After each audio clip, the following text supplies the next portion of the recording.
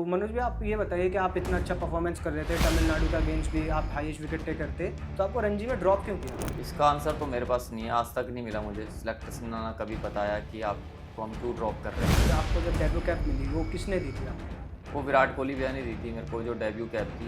हाँ, उन्होंने यही बोला था कि जैसे आप यहाँ तक पहुँचे हो जितनी मेहनत करके, और जैसे आप अभी तक बॉल डाल रहे हो, अंडर 19 में डाली है आपने, अंडर 15 16 में डाली है, सेम वैसे ही करना है। मार भी पड़ जाती है तो डरना नहीं है, अपने कॉन्फिडेंस से बॉल तो डालना आपको जब पहली बार पता चला कि आप प्लेइंग 11 में हैं रणजी ट्रॉफी में, तो वो एक्सपीरियंस कैसा था, वो मोमेंट कैसा था, उस बारे में आप बताओ? है। यार बहुत खुश था मैं तो, क्योंकि मैं पहले से ही सोच रहा था कभी। अंडर 19 का मैच था हमारा कर्नाटका के अगेंस्ट। वो 4 डे मैच था, 4 दिन का मैच था। पहली इनिंग में मैंने आउट किया उनको, और सेकंड इनिंग में भी मैंने आउट किया। दोनों इनिंग में मैंने केएल राहुल को आउट किया था। तो मैंने उनसे आके बात करी कि मैं और अच्छा कैसे कर सकता हूँ क्रिकेट में, और अपनी बॉलिंग को कैसे इंप्रूव कर सकता हूँ। तो उन्होंने मुझे बताया कि आज के एपिसोड में हम बात करने वाले हैं इंडियन डोमेस्टिक क्रिकेट के एक ऐसे प्लेयर से जिन्होंने डोमेस्टिक क्रिकेट को बहुत ही करीब से देखा है। और इंटरेस्टिंग बात यह है, ये वही एरा है जहां विराट कोहली, शिखर धवन, सूर्य कुमार यादव जैसे प्लेयर अपने अर्ली फेस में थे। आज हमारे साथ हैं मनोज चौहान, दिल्ली के रणजी प्लेयर जिन्होंने डोमेस्टिक क्रिकेट को ग्राउंड लेवल पे लाइव एक्सपीरियंस किया है। सो वेलकम मनोज भैया to our new channel the honest obsession.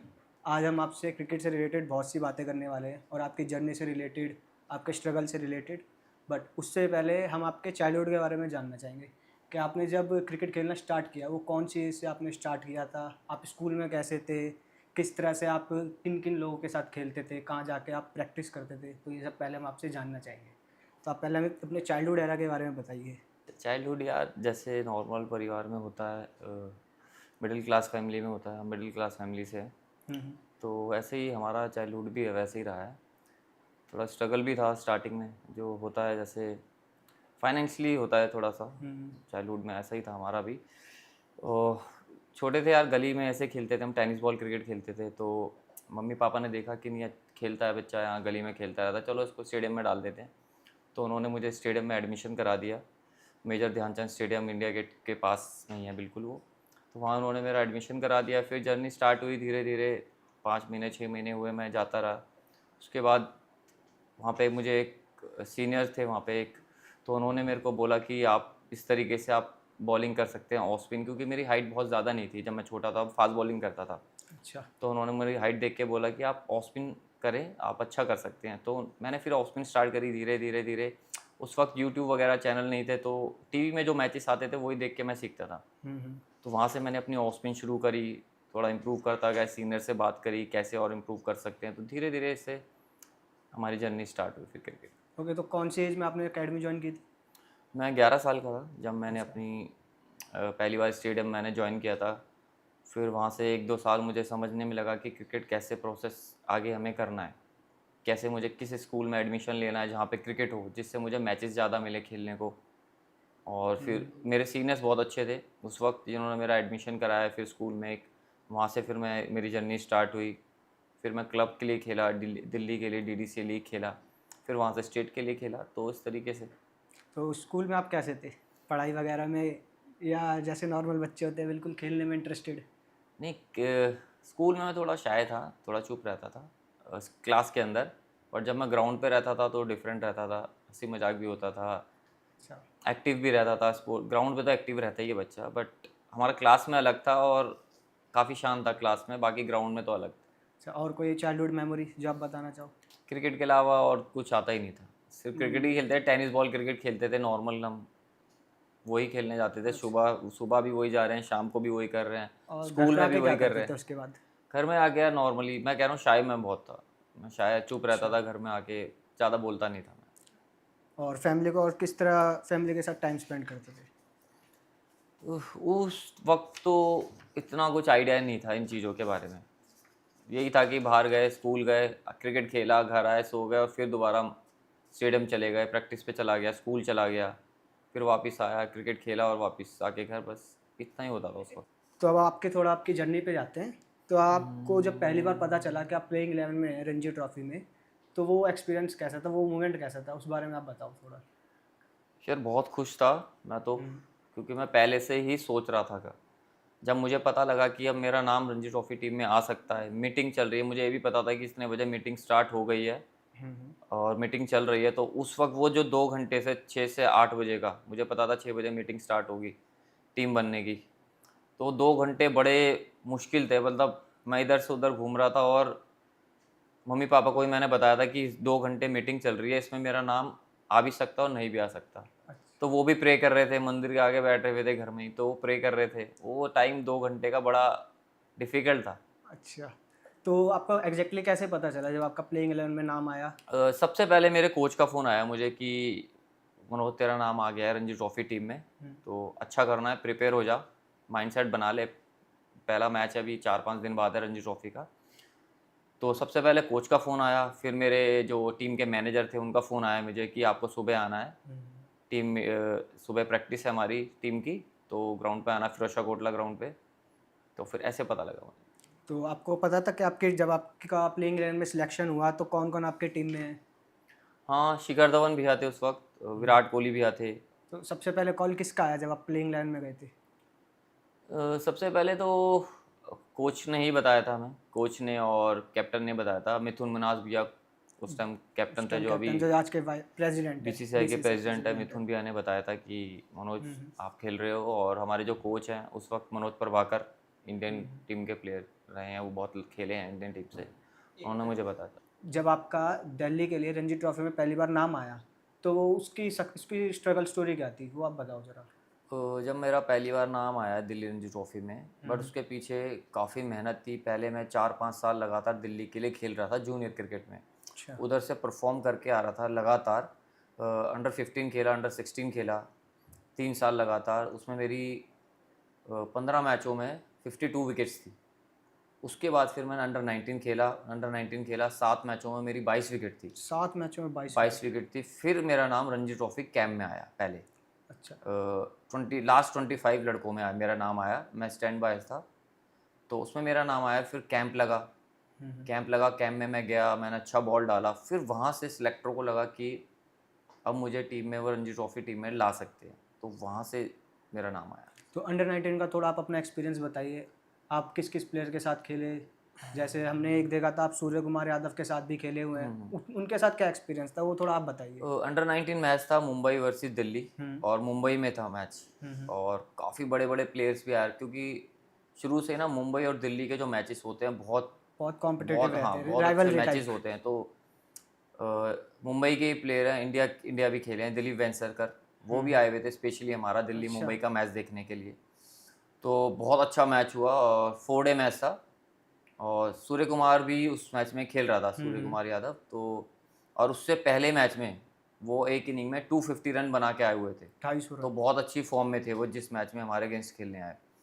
तो फर्स्ट इनिंग में जब मैं बॉलिंग करने आया, तो विकेट थोड़ा अच्छा हेल्पफुल था स्पिनर के लिए, मैं एक विकेट ले चुका था। फिर वो बैटिंग करने आए सूर्य कुमार, तो पहली बॉल ही मैंने ना उनको दूसरा फेंका, जैसे स्पिनर दूसरा फेंकता है ना, बॉल बाहर निकलता है, उन्होंने हाथ से पिक कर लिया था, और उन्होंने उस बॉल को छोड़ दिया, लेफ्ट किया, तो उनके बॉल इधर लग गया था चेस्ट पे। चेस्ट पे। हाँ, तो उन्होंने ऐसे विकेट को देखा, आगे गए, टैप किया।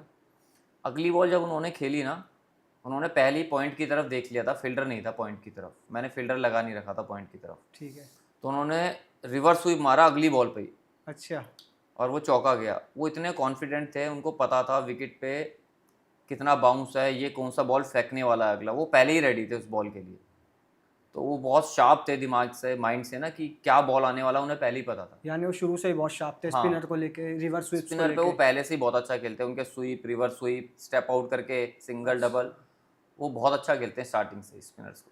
एक स्टोरी ये भी है कि आपने सूर्य कुमार यादव और उनके एक पार्टनर थे जिनकी बहुत लंबी पार्टनरशिप चल रही थी, उनको आप ही ने ब्रेक किया था। हाँ, मुंबई में वो मैच था। हाँ, वो जरा बताओ। वो अच्छी पार्टनरशिप चल रही थी सूर्य कुमार की, और उनके साथ एक और पार्टनर थे जो खेल रहे थे। बहुत अच्छी लंबी पार्टनरशिप हो गई थी। तो फिर कैप्टन ने मुझे वापस लेके आया। कैप्टन ने मुझे बोला कि आप कोशिश करो कि इनको ना आउट करने की कोशिश करो, फील्ड ऐसी लगाओ, थोड़ी अटैकिंग फील्ड लगाओ, जिससे वो आपको अटैक करने जाए और विकेट के चांस बने।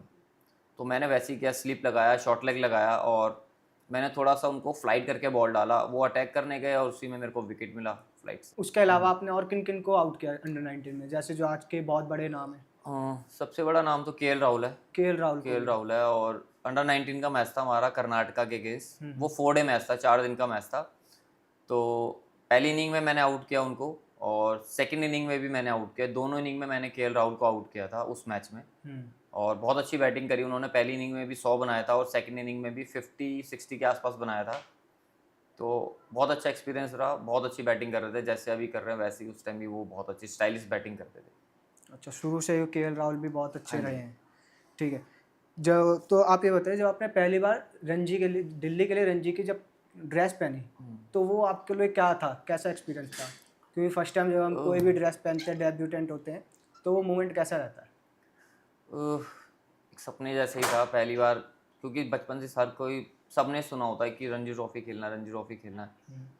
तो जब वो मेरे को पहली बार वो ड्रेस मिली, वो मैंने पहनी, तो पहले तो विश्वास ही नहीं हुआ। उन लोगों को मैं जिनको टीवी पे देखता हूँ, वो मेरे सामने थे, ड्रेसिंग रूम में बैठे हुए थे। तो बहुत खुशी भी थी, और मैं शौक में भी था कि सही रियल में हो रहा है मेरे साथ। एक नर्वसनेस भी रहती है। नर्वसनेस तो रहती ही है, हर प्लेयर में रहती है तो स्टार्टिंग आपका में। ड्रेसिंग रूम पार्टनर कौन था? मेरा पवन नेगी, पवन पवन बहुत नेगी, जानते हो पवन। ये हम एक ही सेम एज ग्रुप के हैं, तो अच्छा। साथ में ही रहते थे स्टार्टिंग में। तो वो साथ में रह के थोड़ा मोटिवेट वगैरह करते थे कि भाई अभी डेब्यूटेंट है, कोई नहीं, ज़्यादा स्ट्रेस मत ले? हाँ, सीनियर प्लेयर जितने भी थे वो मोटिवेट करते थे, सब बोलते थे कोई बात नहीं, कर अच्छे से कर, जैसा तू अभी तक करके यहाँ तक पहुँचा है ना, सेम वही चीज़ करनी है, कोई डिफरेंट नहीं है, ये क्रिकेट भी वैसे ही है। तो आपको जब डेब्यू कैप मिली, वो किसने दी थी आपको? वो विराट कोहली भैया ने दी थी मेरे को जो डेब्यू कैप थी। तो बड़ा, क्योंकि उस वक्त वो इंडिया खेल चुके थे, 50-50-60 मैचेस खेल चुके थे वनडे के। तो बड़ा अच्छा लगा कि यार एक इतना बड़ा प्लेयर मेरे को कैप दे रहा है, मेरा डेब्यू मैच है और मुझे कैप दे रहे हैं, वो तो बहुत ही अच्छा एक्सपीरियंस। तो उनके साथ कोई शॉर्ट कन्वर्सेशन हुई हो कैप देते हुए, उन्होंने कुछ बताया हो आपको? हाँ, उन्होंने यही बोला था कि जैसे आप यहाँ तक पहुँचे हो जितनी मेहनत करके, और जैसे आप अभी तक बॉल डाल रहे हो, अंडर 19 में डाली है आपने, अंडर 15-16 में डाली है, सेम वैसे ही करना है, कुछ अलग नहीं, डिफरेंट कुछ नहीं करना है, और अपना कॉन्फिडेंस हाई रखना, मैच कैसा भी चले, कैसी भी बॉलिंग हो, क्योंकि लेवल थोड़ा रणजी ट्रॉफी का बड़ा होता है, तो वहाँ अच्छे प्लेयर आएंगे, बड़े प्लेयर आएंगे, अगर आपको मार भी पड़ जाती है तो डरना नहीं है, अपने कॉन्फिडेंस से बॉल डालना है। यानी वो जैसे वो कहते हैं कि अपनी लाइन लेंथ पे रहिए। बिल्कुल बिल्कुल। तो आपका जब रणजी ट्रॉफी, आपने इतने सारे मैचेस खेले, तो उसमें आपका सबसे मेमोरेबल मैच कौन सा था? पहला ही मैच था जो मेरा डेब्यू मैच था, वही मेरा यादगार मैच रहा, जो तमिलनाडु के अगेंस्ट? तमिलनाडु के अगेंस्ट था हमारा, चेन्नई में मैच था, चेपॉक में स्टेडियम में। और उसमें मैंने पहला जो मेरा विकेट था, डेब्यू विकेट, वो सबसे मेरा यादगार था, क्योंकि मैंने रविचंद्रन अश्विन को आउट किया। अश्विन का विकेट लिया था? हाँ, सबसे पहला विकेट जो था अश्विन का ही था, और वो भी एक ऑफ स्पिनर है, तो वो और भी खास हो गया। वो बहुत शार्प माइंडेड ऑफ स्पिनर है। हाँ, वो काफ़ी, उनके पास इतने वेरिएशन है, मुझे नहीं लगता किसी भी ऑफ स्पिनर के पास इतने वेरिएशन हुए होंगे आज तक। तभी वो आज के लेजेंड है इस ऑफ स्पिनर में। Yes. तो हमने देखा था कि आपने जो सेकंड इनिंग में दिल्ली के लिए सबसे हाईएस्ट विकेट आप ही ने ली थी, 3 विकेट, जो तमिलनाडु के गिरे तो आप ही ने लिए थे। हाँ जी। तो उसके बाद मैच शायद टाई हो गया था। मैच फर्स्ट इनिंग लीड पे हम आगे थे, तो हमें 3 पॉइंट्स मिल गए थे फर्स्ट इनिंग लीड के उससे, तो हम जीत गए थे वो वाला मैच फर्स्ट इनिंग के हिसाब से। अच्छा, वो आप जीत गए थे। तो सेकंड इनिंग में जो आपने विकेट्स ली थी, उनकी आपको याद है कौन कौन से विकेट्स लिए थे? हाँ, एक अनिरुद्ध श्रीकांत थे जो आईपीएल भी खेले हैं चेन्नई की टीम से, उनको आउट किया था मैंने एलबीडब्ल्यू। और एक अरुण कार्तिक है, वो भी आईपीएल खेले हैं, उनको आउट किया था। और एक अभिनव मुकुंद, लेफ्टी बैट्समैन जो इंडिया के लिए भी खेले हैं टेस्ट मैच, उनको आउट किया था। बहुत बड़ा नाम है अभिनव। और अच्छी खास बात ये थी कि उसमें से 2 कैच विराट भैया ने पकड़ी थी स्लिप पे, और बहुत ही डिफिकल्ट कैच थी दोनों, जो विराट कोहली भैया ने पकड़ी थी स्लिप पे, तो वो अलग ही था। तो विराट भैया ने जब कैच लिया था, वो आपके पास आए होंगे, जैसे कुछ बोला होगा? और वो आपने जैसे अभी आप देखते हो सेम वैसे ही थे, वो बिल्कुल उछल के आते, ऐसे झपकी ले लेते हैं, वो आके एकदम पकड़ लेते हैं आपको, जैसे आप विकेट लेते हो, कोई भी विकेट लेता है वो उतने ही खुश होते हैं, क्योंकि वो इन्वॉल्व इतने ज़्यादा रहते हैं मैच में। एनर्जी उनकी हाई शुरू से ही थी, जब से मैं उनको अंडर 17 से देख रहा हूँ, तब से उनकी एनर्जी फील्ड में ऐसी ही थी, हाई एनर्जी, सबको बूस्ट करके रखते हैं वो, फील्ड में सबको जगा के रखते हैं। तो जब आपने दिल्ली के लिए सबसे पहले जब फर्स्ट टाइम में बॉल डाली, जब आपका डेब्यू मैच था, जब पहले आपको ओवर मिला, जब पहली बॉल डाल रहे थे, तो माइंड में नर्वसनेस थी थोड़ी, या क्या चल रहा था माइंड में? थोड़ा बहुत नर्वस तो अच्छी बात है, होना भी चाहिए, क्योंकि एक डेब्यूटेंट होता है बंदा, पहले से थोड़ा नर्वस रहता है कि यार फुल टॉस ना गिर जाए, गलत स्पॉट पे ना हो जाए, नो बॉल ना हो जाए, पहली बॉल है। तो आपके माइंड में क्या चल रहा था? थोड़ा सा नर्वस तो था, बट मैं इतनी क्रिकेट पीछे दिल्ली के लिए खेल के आ चुका था पहले, इतने लास्ट 4-5 साल उससे पहले मैं खेल चुका था दिल्ली के लिए काफ़ी क्रिकेट, जूनियर क्रिकेट। तो मुझे इतना डर नहीं लग रहा था, मुझे पता था कि मैं मेहनत करके आया हूँ, यहाँ पे पहुँचा हूँ, इतना खेल के आया हूँ। और जब आप बॉल डाल रहे हो और स्लिप पे विराट कोहली भैया खड़े हो, तो आपको डर विराट कैसे कोहली, लगेगा? शिखर धवन जैसे शिखर बड़े बड़े भैया प्लेयर। मिड विकेट पे खड़े थे, तो फिर किस बात का डर? तो मनोज भैया, आपका बंगाल के अगेंस्ट रणजी ट्रॉफी में मैच था, हम्म तो वो स्टोरी बताइए जिसमें सौरव गांगुली सर थे, वो कैप्टन थे बंगाल हम्म टीम के, और उसमें मोहम्मद शामी भी थे शायद। हम्म। तो वो स्टोरी जरा बताइए, वो क्या था? सौरव गांगुली, उनका वो लास्ट मैच था रणजी ट्रॉफी का। अच्छा। 2011 की बात है, 11-12 की, वो लास्ट मैच था उनका रणजी ट्रॉफी का। तो वो मैच हम उनके अगेंस्ट खेले, बंगाल के अगेंस्ट, और ईडन गार्डन में मैच था वो, कलकत्ता में। तो मैं बैटिंग करने गया, 240 पे 8 आउट थे हमारे, और फर्स्ट डे था, 2 ओवर बचे थे दिन के, तो मैं बैटिंग करने गया, वो 2 ओवर मैंने सर्वाइव करे। अगले दिन मैं बैटिंग करने आया, तो सुबह का पूरा सेशन 2.5 घंटे का मैं आउट ही नहीं हुआ। वाह। मोहम्मद शमी, अशोक डिंडा, सब ने बॉल डाली, बट मैं आउट नहीं हुआ। वो मैं सर्वाइव कर गया पूरा सेशन 2.5 घंटे का। उसके बाद जब हम दोबारा आए लंच के बाद बैटिंग करने, तब सौरव गांगुली को इतना गुस्सा आ गया, वो सेशन भी पूरा खेल गया 2 घंटे का। तो सबको उन्होंने बॉल डलवाई, वो बहुत गुस्सा थे फील्ड के अंदर। फिर एंड में वो खुद बॉल डालने आ गए मेरे को, कप्तान साहब खुद बॉल खुद लेके आ बॉल गए। डालने आ गए, और उन्होंने मुझे 1 या 2 बार बीट भी कर दिया। तो वो इतना गुस्सा थे कि जैसे मैंने एक बॉल उनका डिफेंस किया, तो वो सीधा उन्हीं की तरफ चला गया। तो उन्होंने उस बॉल को इतना तेज किक किया, वो पॉइंट से बाउंड्री की तरफ चला गया। वो इतना गुस्सा थे, और वो फिर मुझे कुछ उन्होंने बोला। स्लेज किया एक तरह हाँ, से। मतलब ऐसे ही बोला कि क्या रोक रोक के खेल रहे हो, मार के खेलो ना, हमें भी मज़ा आएगा। तो उस तरीके के कुछ उन्होंने मुझे बोला, बट मैं अपना साइड में हो गया, नॉन स्ट्राइकर एंड पे चला गया। यानी वो फ्रस्ट्रेट हो गए थे हाँ, एक तरह बहुत से। ज़्यादा गुस्सा हो गए थे। फिर फील्ड में भी कह रहे थे कि पूरे सीज़न हम ऐसे मार नहीं खाने आए हैं, थोड़ा लग के खेलो, बॉलर्स को बोल रहे थे फील्ड के अंदर। फिर मेन स्टोरी अगले दिन है। जब वो अगले दिन बैटिंग करने आए, तो मैं मिड ऑन पे खड़ा था, फील्डिंग कर रहा था। वो नॉन स्ट्राइकर एंड पे आए, तो उन्होंने मुझे बुलाया, एकदम बोला छोटू इधर आओ। मैं उनके पास गया, उन्होंने सबसे पहले मुझे सॉरी बोला। तो मैंने बोला कोई बात नहीं भैया। कह रहे नहीं नहीं कोई बात नहीं, सॉरी कल के लिए जो भी मैंने आपको बोला, एंड वेल प्लेड। तो अगर इतना बड़ा प्लेयर आपको ऐसे बोल रहा, तो बहुत बड़ी बात है। आप समझ सकते हो दिल से कैसे हैं। यही चीज़ है जो यही उनको एक चीज़ है, लेजेंड बनाती हाँ है। वही चीज़ है, उनको इतना बड़ा प्लेयर बनाती है। और उन्होंने उस मैच में 50 बनाई थी। जैसे हम उनको बचपन में टीवी में देखते थे ना बैटिंग करते हुए, सेम वही फील आ रही थी। सामने सौरव गांगुली बैटिंग कर रहे हैं, आप फील्ड पे मिड ऑफ पे कवर्स पे खड़े हो, और बॉल उसी तरीके से ऑफ साइड में, जैसे उन्हें ऑफ साइड का गॉड कहते हैं। तो वही उसी तरीके से शॉट्स आ रहे थे ऑफ साइड में, आप बॉल लेके आ रहे हो, उनकी बॉल उठा के फिर दोबारा, और फिर तो अलग ही एक्सपीरियंस था, वो भी बहुत अच्छा एक्सपीरियंस।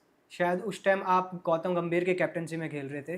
और उस टाइम पे कैप्टन मिथुन मिनाज भी आई थी। मिथुन मिनाज, ये मिथुन 2011 की बात है। गौतम भैया 2011, कैप्टन थे 2013-14 के सीजन में।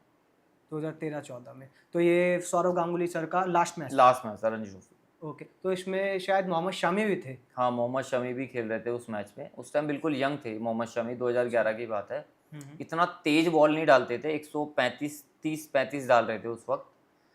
जैसे अभी तो 140-45 भी डाल देते हैं, उस टाइम 130-35 वो बॉल डाल रहे थे। तो जब सुबह मैं बैटिंग करने आया, तो वो और अशोक डिंडा, जो इंडिया के लिए खेले हैं, अशोक डिंडा, एक एंड से मोहम्मद शमी और एक एंड से अशोक डिंडा, दोनों बॉल डाल रहे थे। तो उस टाइम मैं छोटा था, इतनी तेज़ मैंने बॉलिंग खेली ही नहीं थी कभी।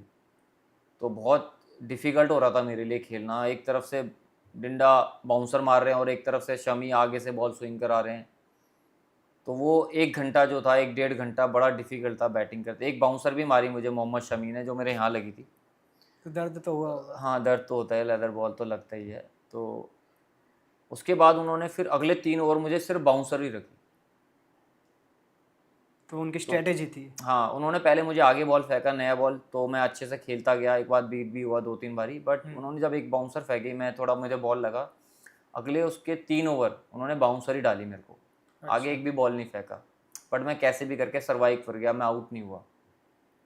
तो वो जो अभी देखते हैं आप मोहम्मद शमी में, निप बॉल में जो स्विंग बॉल, उनका बॉल कटता है जो पड़ने के बॉल बाद, जिस वो तरह को फेंकते हैं। उस वक्त भी था, स्टार्टिंग था जो उनका, उस वक्त भी वो चीज़ थी उनकी बॉलिंग।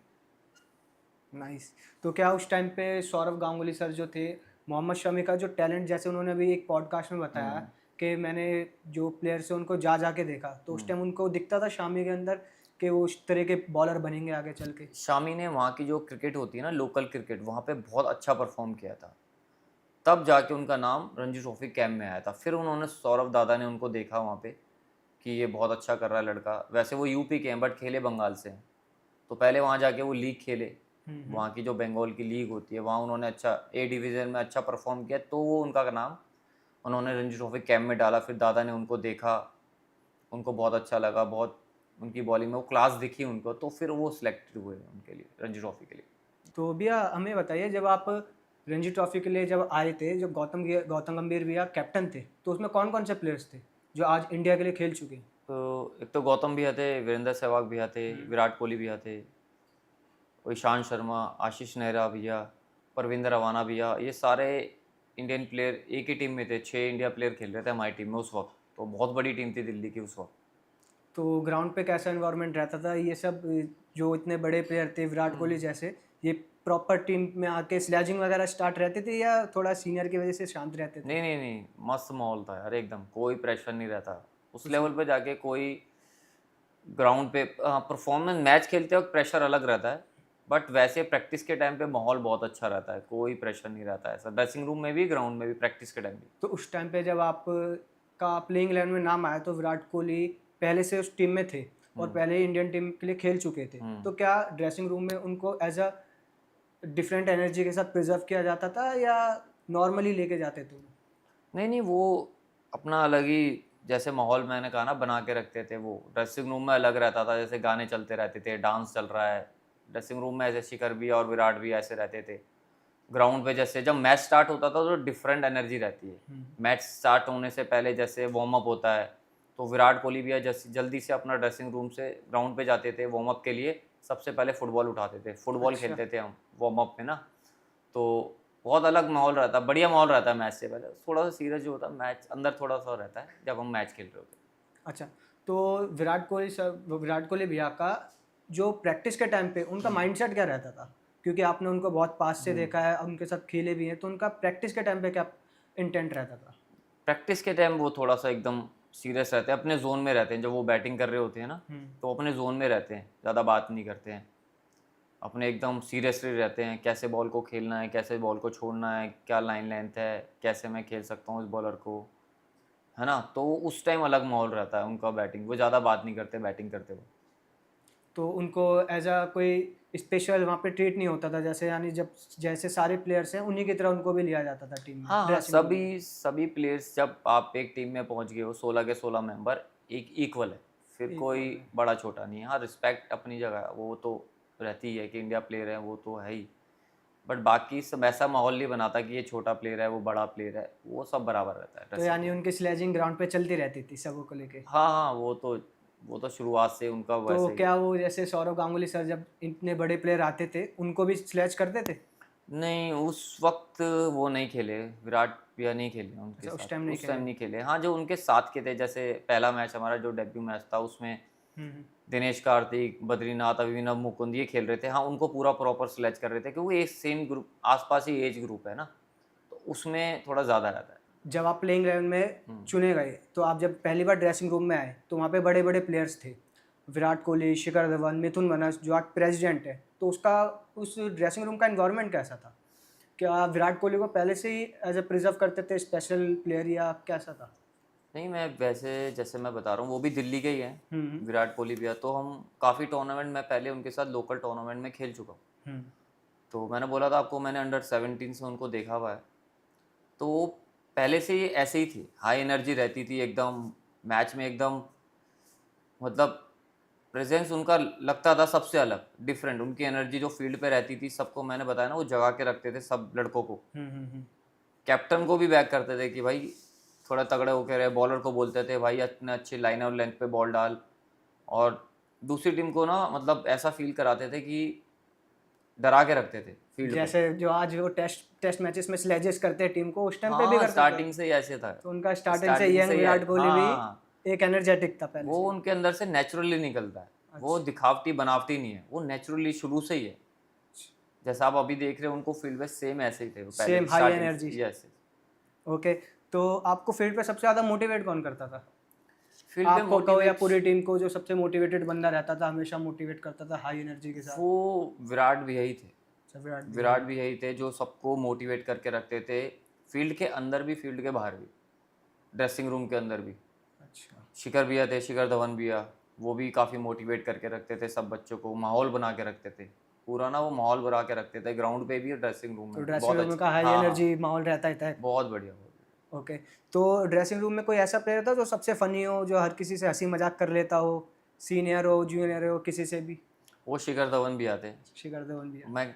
मैंने बोला ना वो माहौल बना के रखते थे, अच्छा। ड्रेसिंग के रूम के अंदर भी वो फील नहीं होने देते थे प्रेशर बिल्कुल भी। अच्छा, वो हंसी मजाक चाहे छोटा बच्चा हो बड़ा हो सीनियर हो सबसे करते थे। तो जैसे सबसे हंसी मजाक, जैसे हाँ आज सब, वो वीडियोस बनाते रहते हैं अपनी हाँ अपलोड करते हुए, हाँ ऐसे ही वो वहाँ पे? शुरू से ही ऐसे ही हैं, वो फील्ड में भी ऐसे ही थे। कोई प्रेशर सिचुएशन होती थी तो वहाँ पे कुछ ना कुछ ऐसा जोक बोल देते थे, और ड्रेसिंग रूम में भी माहौल बना के रखते थे बिल्कुल फनी। जैसे ड्रेसिंग रूम में जैसे स्क्रीन लगी होती है, टीवी लगा होता है, उसमें गाने चल रहे हैं, ड्रेसिंग रूम में डांस कर रहे हैं, अच्छा। और अपने साथ 2-3 प्लेयर्स कॉल ले लेते थे, चाहे जूनियर हो, वो सबके साथ सेम रहते थे। वो कभी डिफरेंस नहीं करते थे, ये नया बच्चा है पहला मैच है या जिसका अभी 50 मैच खेल चुका है, सबके साथ सेम रहते थे। सो मनोज भाई, आप ये बताइए कि आप इतना अच्छा परफॉर्मेंस कर रहे थे, तमिलनाडु का अगेंस्ट भी आप हाईएस्ट विकेट टेकर थे सेकंड इनिंग में, और उसके बाद भी आपने कंसिस्टेंट परफॉर्मेंस की, अंडर 19 में भी परफॉर्मेंस करके आए, तो आपको रणजी में ड्रॉप क्यों किया? इसका आंसर तो मेरे पास नहीं है, आज तक नहीं मिला मुझे, सिलेक्टर्स ने ना कभी बताया कि आपको हम क्यों ड्रॉप कर रहे हैं। क्योंकि जो मैं लास्ट मैच खेला था रणजी ट्रॉफी का, उसमें भी मेरी 2 विकेट्स थी। तो ये आंसर तो आपको सिलेक्टर्स ही दे सकते हैं उस वक्त के। अच्छा, तो यानी आपको आज तक नहीं बताया गया कि नहीं, आप क्यों आज तक ड्रॉप पता हुए? ही नहीं लगा क्यों ड्रॉप किया। ठीक है, तो आपने केएल राहुल को भी आउट किया है अंडर 19 की, और अंडर 19 की कोई स्टोरी जो आपको याद हो, जो आप बताना चाहो, जो लास्ट मेमोरेबल स्टोरी हो जो आपकी? तो हम रेबल तो यही है जो मैंने केएल राहुल को आउट किया, उस मैच में मैंने करुण नायर को भी आउट किया था। अच्छा, सेम मैच में? हाँ सेम मैच में, और उस मैच में मैंने फर्स्ट इनिंग में 5 विकेटें ली थी। 5 5 विकेट? विकेट ली थी, इसमें केएल राहुल था, करुण नायर भी था जिसको मैंने आउट किया। तो मैच के बाद जब मैंने दोनों इनिंग में केएल राहुल को आउट किया, तो मैच के बाद जब हैंडशेक होता है, दोनों टीमें मिलती है, तो उस वक्त मैच के बाद केएल ने मेरे से बात की थी थोड़ी देर, हमने बात की थी आपस में। तो केएल राहुल मुझे कॉन्ग्रेट्स कर रहा था कि बहुत अच्छा बॉल डाला आपने, और ऐसे ही अच्छा करते जाइए, क्योंकि मैंने मैच के बाद खुद जाके उनसे बात की थी कि मैं और कैसे इम्प्रूव कर सकता हूँ। उस वक्त केएल राहुल अंडर 19 इंडिया खेल के आए थे, अच्छा। तो वो अच्छे लेवल पे और ऊपर लेवल पे खेल रहे थे। तो मैंने उनसे आके बात करी कि मैं और अच्छा कैसे कर सकता हूँ क्रिकेट में, और अपनी बॉलिंग को कैसे इम्प्रूव कर सकता हूँ। तो उन्होंने मुझे बताया कि आप थोड़ा और तेज़ डाल सकते हो, क्योंकि थोड़ा मैं स्लो डालता था उस वक्त, स्टार्टिंग में? स्टार्टिंग में थोड़ा स्लो डालता था। तो उन्होंने मुझे बताया कि आप जैसे जैसे ऊपर लेवल बढ़ेगा तो थोड़ा आपको बॉल में रेवोल्यूशन थोड़े और बढ़ाने पड़ेंगे। तो ये चीज़ें बात हुई, कितनी स्पीड रखनी है, ग्रासी विकेट पे कैसे बॉल डालना है, बैटिंग विकेट पे कैसे बॉल डालना है, तो हम बात करते थे आपसे। तो उनके अलावा और किसी ने आपको कोई सजेशन दिया हो? उनके अलावा जब मैं रणजी ट्रॉफी मैच खेला तो रविचंद्र अश्विन भी खेल रहे थे उस मैच में, तो वो भी ऑफ स्पिनर है, मैं भी ऑफ स्पिनर हूँ। तो मैच ख़त्म होने के बाद मैं बात करना चाह रहा था, क्योंकि उस वक्त इंडिया खेल रहे थे इंडिया टीम के लिए। तो मेरे साथ ही एक और प्लेयर थे, मैंने उनसे बोला कि यार मैं इनसे कैसे बात कर सकता हूँ, रविचंद्रन अश्विन से कैसे बात कर सकता हूँ। तो फिर उन्होंने आगे जाके बोला शिखर धवन भैया से। फिर शिखर धवन भैया मेरे को लेके गए रविचंद्रन अश्विन के पास, तो फिर हमारी बात स्टार्ट हुई। तो उन्होंने मेरे को बताया कि उन्होंने भी यही चीज़ बताई कि आप अच्छा बॉल डाल रहे थे, बट थोड़ा स्लो है बॉल ना, थोड़ा स्लो डाल रहे हो आप, थोड़ा सा आपको रेवोल्यूशन, थोड़ा स्पीड बढ़ाना पड़ेगा, थोड़ा रनअप को आपको इस एंगल से करना चाहिए, थोड़ा रनअप की स्पीड बढ़नी चाहिए, फिनिश और अच्छा हो सकता है। इन चीज़ों पे बात करी, फिर हमने काफ़ी देर हमारी बात हुई, उन्होंने बहुत अच्छे से बताया, मेरे को समझाया कि आप किस तरीके से बॉल और अच्छा कर सकते हो अपना। तो अश्विन को देखा जाए तो वो खुद ही अपने में कितने स्मार्ट बॉलर थे स्टार्टिंग से, तो उनसे टिप्स लेना आपके लिए बहुत अच्छी बात बहुत है। बड़ी बात है उस वक्त। भैया, आप गौतम गंभीर के कैप्टनसी में खेले हो, मतलब उनकी कैप्टनसी कैसी रही? तो बहुत अच्छा एक्सपीरियंस था, वो मोटिवेट बहुत अच्छे से करते हैं। गौतम भैया? गौतम गंभीर बिल्कुल, एक तो वो आपने देखा सीरियस तो रहते ही हैं, फील्ड पे बिल्कुल। भी ड्रेसिंग रूम में भी सीरियस रहते हैं। तो जब मैं उनसे मिला पहली बार, तो पहला ही दिन था हमारा प्रैक्टिस का, जब वो आए कैप्टन थे जब वो, तो मैं बॉल डाल रहा था नेट्स पे, तो वो आए, मेरे को देखा उन्होंने पीछे से खड़े होके कि बॉल कैसा डाल रहा हूँ मैं। जैसे ही मैंने 2-3 बॉल डाला, उन्होंने देखा, फिर उन्होंने मुझे अपने पास बुलाया और बोला जैसे आप बॉल डाल रहे हो, जैसे आप करते हो ना वैसे ही करना है सेम, कोई प्रेशर नहीं लेना, आप खेलो, अच्छे से खेलो, मैच में परफॉर्म करो, मैं बैक, मेरी तरफ से पूरा बैकअप है आपको, मैं ड्रॉप नहीं होने दूंगा आपको। तो ये उनके पहले ही जो मेरी बात हुई थी, ये हुई थी उनसे नेट्स पे। यानी फर्स्ट टाइम जो आप उनसे मिले तो यही हाँ जी, था। उन्होंने ही बोला। ओके। तो हमने देखा कि मनोज भैया आप आईपीएल नेट्स में भी प्रैक्टिस कराने गए हो, तो वो एक्सपीरियंस कैसा था? किस किस टीम को आपने आईपीएल में नेट प्रैक्टिस कराई है? मुंबई इंडियंस ने मुझे बुलाया था ट्रायल्स पे, अच्छा, मुंबई इंडियंस। 2011-12 की बात, 2012 की। और उस टाइम दिल्ली डेयरडेविल्स भी होती थी आईपीएल हम्म। में, तो उन्होंने ही मुझे बुलाया था 2011-12 में हम्म। ट्रायल्स के लिए, सिलेक्शन के लिए। और किंग्स 11 पंजाब के नेट्स पे भी गया हूँ, चेन्नई सुपर किंग्स, तो इन नेट्स पे मुझे बुलाया गया। तो उस टाइम टीम का इंटेंट कैसा होता है, माइंडसेट कैसा होता है प्रैक्टिस के टाइम पे, नेट अह, प्रैक्टिस जब वो करते हैं आईपीएल से पहले? हाँ। क्योंकि बहुत सा होता है कि टीम एक मैच हार के आई होती है, कुछ जीत के आई होती है, तो उनका नेट प्रैक्टिस के टाइम पे कैसा इंटेंट होता है? नहीं, नेट प्रैक्टिस पे सब सीरियस रहते हैं, ऐसा नहीं है कि अगर टीम हार रही है तो बिल्कुल ही सब अलग अलग हो, ऐसे नहीं है। टीम एक एक साथ रहते हैं सारे प्लेयर, और टीम बिल्ड करके रखता है, जो भी उनका कोच होता है या सीनियर प्लेयर होता है, सबको एक साथ जोड़ के रखता है। 2 पार्ट में प्रैक्टिस होती है, थोड़े प्लेयर्स अलग नेट्स पे प्रैक्टिस कर रहे होते हैं, थोड़े अलग नेट्स पे प्रैक्टिस कर रहे होते हैं। तो भी आप मुझे अपना आईपीएल एक्सपीरियंस के बारे में बताइए। हमने देखा कि आपने आईपीएल में नेट प्रैक्टिसिंग बहुत कराई है डिफरेंट डिफरेंट फ्रेंचाइजीज को, तो आपने किस किस टीम के साथ आपने नेट में प्रैक्टिस करी आईपीएल के टाइम मेरे पे? को 3-4 टीमों ने बुलाया था ट्रायल्स के लिए। सबसे अच्छा, पहले मुझे बुलाया था मुंबई इंडियंस ने। मुंबई इंडियंस। हाँ, मुंबई इंडियंस के ट्रायल्स पे मैं गया। कब बुलाया था? 2011 की बात है। 2011 में। हाँ, तो बहुत अच्छा एक्सपीरियंस था, वहाँ गया, पहली बार ट्रायल्स पे गया आईपीएल के, तो नया एक्सपीरियंस था बिल्कुल। और सारे कोचेस थे वहाँ पे उस वक्त, रॉबिन सिंह उनके कोच थे, जॉन टी रोड्स थे, और भी सारा स्टाफ था उधर जिसने हमें बुलाया था। सब देख रहे थे कि कैसे कर रहे हैं सारे बच्चे, तो बहुत ही अच्छा एक्सपीरियंस था। और उसके अलावा मुंबई इंडियंस के अलावा और किस किस टीम के साथ आपने नेट प्रैक्टिसिंग की हुई है उस वक्त आईपीएल में? दिल्ली डेयरडेविल्स होती थी टीम, जिसमें वीरू भैया कैप्टन थे, वीरेंद्र सहवाग भैया कैप्टन थे। हम्म। तो वो उनकी प्रैक्टिस तो दिल्ली में ही थी, उन्होंने भी ट्रायल्स पे मेरे को बुलाया था। जो ये पहले फिरोजशाह कोटला हुआ हाँ, करता था, फिरोजशाह जो आज कोटला अरुण हुआ, जेटली अरुण स्टेडियम है। जेटली स्टेडियम, तो वहाँ बुलाया था मेरे को। चेन्नई सुपर किंग्स, उन्होंने मेरे को ट्रायल्स पे बुलाया था। और अब जो दिल्ली की टीम है नई वाली, दिल्ली कैपिटल्स, उन्होंने ही मुझे बुलाया था। तो भैया इनका आपने चारों टीम के साथ आपने नेट प्रैक्टिसिंग की है, तो इनका कैंपेनिंग के टाइम पे क्या माइंडसेट रहता है, कैसा उधर इन्वायरमेंट होता है, क्या क्या कोचेस कितना इन्वॉल्व रहते हैं टीम की प्रैक्टिस में, तो उसके बारे में थोड़ा बताइए। यार उस लेवल पे सारे प्रोफेशनल प्लेयर होते हैं, वहाँ कोई प्रेशर होता ही नहीं, सब नॉर्मल रहते हैं। तो डोमेस्टिक बॉलर्स को वो सीरियसली लेते हैं या बस ऐसे नेट प्रैक्टिसिंग के नहीं नहीं, करते हैं? खेलते सीरियसली हैं, बट माहौल ऐसा नहीं है, टेंस नहीं रहता, माहौल एकदम लाइट रहता है, सब हंसी मजाक भी करते हैं प्रैक्टिस के टाइम। ऐसा कोई प्रेशर नहीं लगता उनके ऊपर, ऐसा प्रैक्टिस करते हो। ओके। तो आपने ये चार टीमों के साथ नेट प्रैक्टिसिंग की है आईपीएल में, तो सबसे डिफिकल्ट बैट्समैन कौन कौन से लगे आपको चारों टीम में? जो दिल्ली डेयरडेविल्स थी उसमें तो वीरेंद्र सहवाग भैया थे, वो तो स्पिनर को कुछ मानते ही नहीं है, और मैं ऑफ स्पिन डालता हूँ, वो तो कहते हैं कि ऑफ स्पिनर बॉलर ही नहीं है। तो वो सीरियसली सिर्फ ऑफ स्पिनर को नहीं, वो सबको ही ऐसे खेलते हैं, बहुत डिफिकल्ट बैट्समैन है, उनको बॉल डालना बहुत डिफिकल्ट होता था।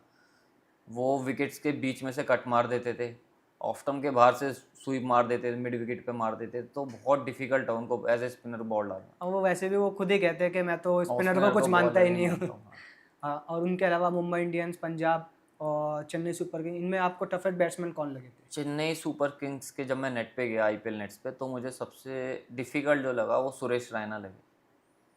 वो भी स्पिनर्स को बहुत अच्छा खेलते हैं, ऑफ स्पिनर को, वैसे कहते हैं कि off spinners left arm lefty batsman को बहुत मुश्किल में डाल देते हैं, बट वो इतना अच्छा, उनके पैर इतने अच्छे चलते हैं, वो कवर्स पे इतना अच्छा खेलते हैं, मिड विकेट पे स्वीप हर जगह अच्छा खेलते हैं। तो उनको डालते हुए मुझे लगा था कि मैं अच्छा बॉल डालूंगा, बॉल मैंने अच्छा डाला, बट वो इतने अच्छे से खेले, मेरे को, मुझे बहुत डिफिकल्टी उनको बॉल डालते हुए। तो जैसे उन्होंने सुरेश रैना को हमने देखा था कि कितना मारा था आईपीएल हाँ में, हाँ, तो इसी बिल्कुल तरह वो वैसे। स्पिनर को तोड़ते हैं। हाँ, वैसे ही खेलते हैं वो। तो उनके अलावा पंजाब में? पंजाब की टीम में शिखर धवन भी है, मुझे बहुत डिफिकल्ट लगा वहाँ बॉल डाल वाइट बॉल से, क्योंकि रेड से तो मैंने उन्हें बॉल डाला, क्योंकि दिल्ली के हैं, दिल्ली रणजी ट्रॉफी में हम काफ़ी खेले हैं साथ में, तो उनको रेड बॉल से तो मैंने डाला, बट जब मैंने वाइट बॉल से उनको डाला तो बहुत अलग लग रहा था, डिफरेंट बैटिंग लग रही थी वाइट बॉल से, क्योंकि वाइट बॉल इतना टर्न नहीं होता, रेड बॉल ज़्यादा टर्न होता है। क्योंकि वाइट बॉल में सीम थोड़ा सा पतला रहता है कोकाबुरा बॉल का, और रेड बॉल में थोड़ा ऊपर रहता है, तो उसको डालना आसान है। वाइट बॉल को डालना बहुत मुश्किल है, तो उनको डालते वक्त मुझे लगा कि यार अब डिफरेंट बैट्समैन लग रहे हैं जब मैं इनको वाइट बॉल से डाल रहा हूँ। हाँ, क्योंकि जो प्रैक्टिस पिच होती है वो थोड़ा डिफरेंट हो जाती और है। बैटिंग विकेट्स अच्छे हो जाते हैं आईपीएल के हाँ। नेट्स पे ना, और बहुत अच्छी विकेट्स होती हैं उधर। उधर बॉल घूमता नहीं है इतना आसानी से। अच्छा भैया, एक हमने देखा है कि बहुत से कमेंटेटर्स और जो जितने भी बहुत र्यूमर्स चलते रहते हैं कि आईपीएल्स में जो पिचेस होती है वो सिर्फ बैटिंग पिचेस होती है, बॉलर्स के लिए कुछ होता ही नहीं है। तो आपने वहाँ पे देखा हुआ पिचेस को, तो क्या वो एक्चुअल में वैसे सिर्फ बैटिंग बैटिंग के लिए होती है या बॉलर्स के लिए कुछ होता है उसमें? नहीं, बैटिंग विकेट्स ही होती हैं वैसे तो। यानी बट ज़्यादातर बैट्समैन के लिए उसमें जिस बेनिफिट होता बॉलर है। में क्लास है, जिसकी स्किल्स अच्छी है, हम्म। वो उस विकेट पे भी परफॉर्म अच्छा कर सकता है। जिसकी प्लानिंग अच्छी है, जिसके पास स्किल्स अच्छी है, माइंडसेट अच्छा है। मैं मानता हूँ कि अब विकेट्स पहले से बेटर होती जा रही है और ग्राउंड छोटे होते जा रहे हैं, क्योंकि ग्राउंड का बहुत बड़ा इसमें रोल है। पहले 80-90 मीटर्स की बाउंड्री होती थी, अब 55-60 की मीटर की बाउंड्रीज हो गई हैं, और बैट्स और अच्छे होते जा रहे हैं। हाँ, बैट्स तो क्वालिटी इस तो आजकल हाँ, तो पहले के और मुकाबले बहुत डिफिकल्ट चेंज हो गई है। बहुत चेंज हो गई है क्रिकेट अब पहले के ज़माने से, तो इस वजह से डिफ़िकल्ट हो गया है पहले से स्पिनर्स का। फास्ट बॉलर से ज़्यादा स्पिनर्स के लिए डिफ़िकल्ट हो गया है। तो भैया, ऐसा आपने कभी देखा है कि जैसे ट्रायल्स पे, नेट प्रैक्टिस के टाइम पे ट्रायल्स पे टीम बुलाती है प्लेयर्स को, तो वहाँ पे कोई फेवर्स वगैरह चलते हो या किसी स्पेशल के लिए फ़ोन वगैरह कुछ आता हो, ऐसा कोई आपके साथ हुआ इंसिडेंट्स आपने देखा हो? हाँ, आईपीएल ट्रायल्स पे जब मुझे बुलाया था हम्म। एक वक्त, तो मैं नाम नहीं बताऊंगा उस टीम का, बट मुझे ऐसा लगा, और बाद में मुझे पता लगा जब हम नेट प्रैक्टिस कर रहे थे, तो एक प्लेयर था, वो बॉल को डिफेंस करता था, सिर्फ रोकता था, तो सारे कोचेस बोलते थे वेल प्लेड, बहुत अच्छे। और जब और प्लेयर आते थे, अच्छे शॉट्स खेल रहे थे, हिट कर रहे थे अच्छा, तो कोचेस का रिएक्शन वैसा नहीं आ रहा था जैसा उस लड़के पे आ रहा था। मतलब वो सिर्फ डिफेंस कर रहा था तो वो सारे। सिर्फ डिफेंस करता था, ऐसे ड्राइव मारता था, सारे कोचेस कहते थे वेल प्लेड, वेरी गुड, बहुत अच्छा। तो उस वक्त तो हमें समझ नहीं आई ये चीज़, बट जब बाद में जब ट्रायल्स ख़त्म हो गए, टीम बन गई, तब हमें पता लगा कि उस लड़के के लिए किसी बड़े प्लेयर ने फ़ोन किया था कि इसको सिलेक्ट करना है। तो यानी फेवर्स चलते हैं वहाँ पे? फेवर चलते हैं, सबके अपने पसंद के प्लेयर्स होते हैं। अच्छा। हाँ, सब ये हर जगह चलता है। तो यानी जो कहते हैं हम्म, वो सब झूठ है कि फेवर्स नहीं चलता, नहीं रियल चलता टैलेंट है, है। थोड़ा बहुत हर जगह चलता है। तो आपको, आपने जब नेट प्रैक्टिस करी वहाँ पे टीमों के लिए आईपीएल में आईपीएल में जब आपने उन लोगों को बॉल डाली, सॉरी, आईपीएल में जब आपने प्लेयर्स को बॉल डाली, वहाँ पे किसी कोच ने आपको स्पेशल कुछ आके बोला यार आपकी बॉलिंग तो बहुत अच्छी है, आपको चांस मिलना चाहिए या थोड़ा और मेहनत करो, आप यहाँ पे मिल जाएगा? हाँ, काफ़ी। जब मैं मुंबई इंडियंस के ट्रायल पे गया था, तो एक दिल्ली के ही प्लेयर है, इंडिया के लिए भी खेले हैं, Maninder Singh, left arm spinner थे, वो इंडिया के लिए खेले 90s में। तो उन्होंने मुझे बहुत लाइक किया था जब मैंने नेट्स पे बॉल डाला, तो मुझे बहुत पसंद कर रहे थे, मुझे बता भी रहे थे कि आप इससे आगे और खेल सकते हो, आईपीएल भी खेल सकते हो, रणजी ट्रॉफी तो आप खेल ही रहे हो अभी करंटली, तो और अच्छा कर सकते हो आप। काफ़ी लोगों ने बोला, उन्होंने बोला, और काफ़ी जैसे मैं आईपीएल में चेन्नई सुपर किंग्स, जब मैं नेट पे बॉलिंग कर रहा था, तो मेरे साथ मिचेल सेंटनर बॉल डाल रहे थे, जो न्यूजीलैंड के लेफ्ट आर्म स्पिनर है। तो उनसे भी मेरी थोड़ी बात हुई बॉलिंग को लेके, उन्होंने मेरे को बोला कि यार आप अच्छा बॉल डाल रहे हो, फ्लाइट करके डाल रहे हो। और जब मैंने उस नेट पे दूसरा बॉल भी फेंका, तो उन्होंने मुझे पूछा मुझसे कौन सा बॉल है, तो मैंने उनको बताया दूसरा बॉल है। तो उन्होंने पूछा किस तरीके से डालते हो, मैंने बताया कि ऐसे हमारा पाम बैट्समैन की तरफ रहता है। तो उन्होंने मुझे बोला keep it up, good work, करते रहो ऐसे।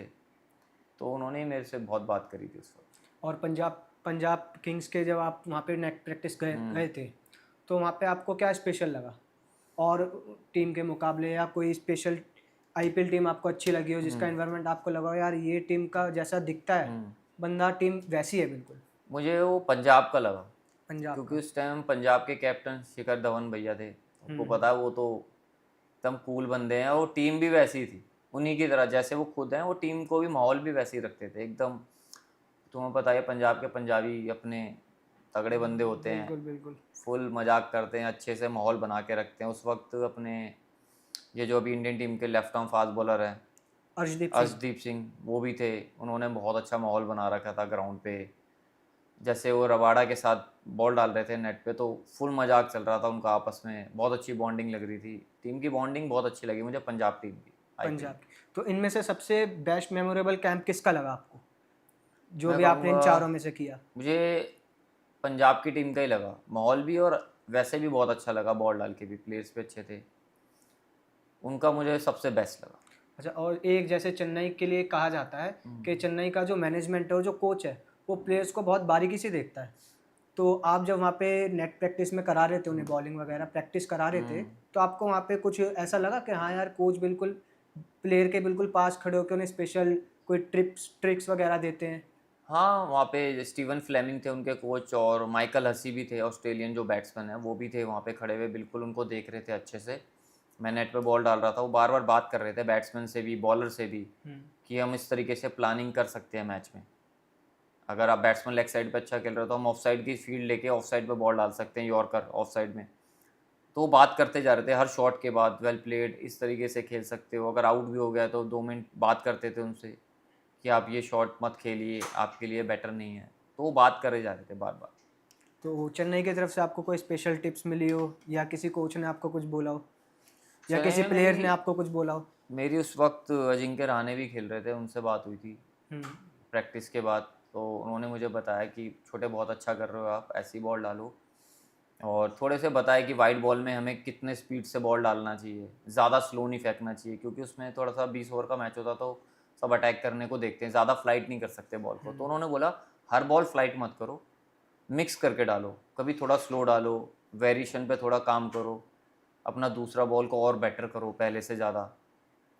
तो ये उनसे बात हुई थी मेरी। और एक हमने देखा था आप जडेजा के साथ नेट प्रैक्टिस कर रहे थे, उनसे कोई टिप्स वगैरह कुछ मिली हाँ, हो? जुड्डू भाई को भी मैंने बॉल डाली थी, उनको भी मैंने बॉल डाला, उन्होंने भी मुझे बहुत अच्छा बताया, क्योंकि वो खुद एक स्पिनर है, इतने बड़े अच्छे लेवल पे इतने सालों से खेल रहे हैं। उन्होंने मुझे ये बताया कि स्पीड वेरी करना बहुत ज़रूरी है एक स्पिनर के लिए। अब अगर आप हर बॉल एक ही स्पीड से डाल रहे हो, या तेज़ ही डाल रहे हो या स्लो ही डाल रहे हो, तो बैट्समैन को पिक करना बहुत आसान हो जाता है।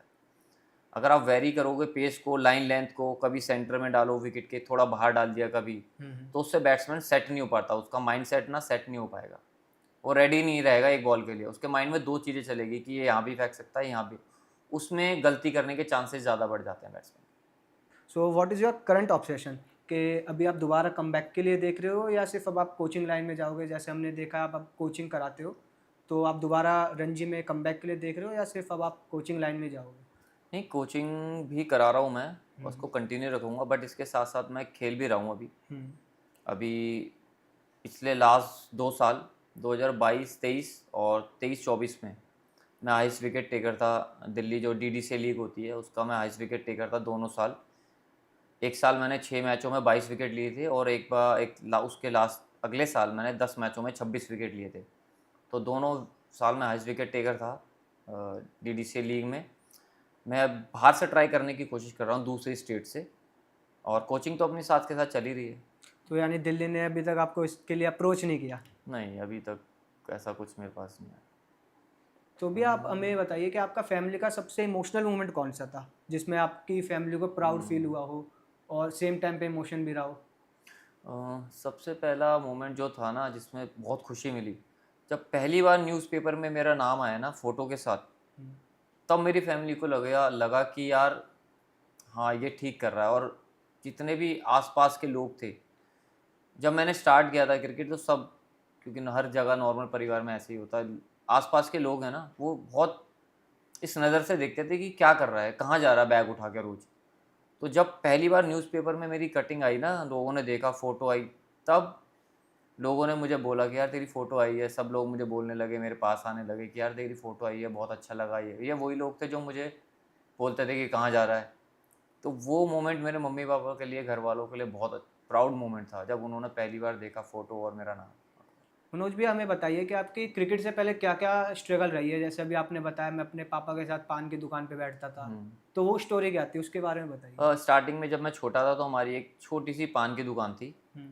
तो आपने पहले देखा होगा पार्टीज में, शादी में स्टॉल लगते थे, है ना। तो हमारा भी स्टॉल, पापा को ऑर्डर मिला था पान का ऐसे, तो मैं पापा के साथ ही गया था। तो जब बारात आती है शादी में, तो एक बहुत बड़ी प्लेट सी, परात सी होती है वहाँ पे, बड़ी सी प्लेट होती है, तो पापा उसमें पान लगा के रख देते थे, तो और वो प्लेट लेके जो बारात आती है उनके लिए लेके जाता था, बारातियों के लिए। तो वहाँ खड़ा रहता था, वो सारे एक एक करके पान उसमें से अंदर बारात चली जाती थी लेके, पान लेते हुए जाते और थे। फिर मैं दोबारा आता था, दोबारा प्लेट लेता था, फिर पापा पान रखते थे, फिर मैं जितने भी लोग बैठे होते थे उनके पास जाता था, उनको देता था, फिर आराम से। वो एक अलग ही मोमेंट था उस टाइम पे। उस टाइम अच्छा लगता था, पार्टीज़ में जा रहे हैं पापा के साथ, जैसे बच्चे होते हैं छोटे, खाने को ऐसे अच्छे अच्छे खाने को मिल रहा है, तो बट अब सोचते हैं थोड़ी हंसी भी आती है।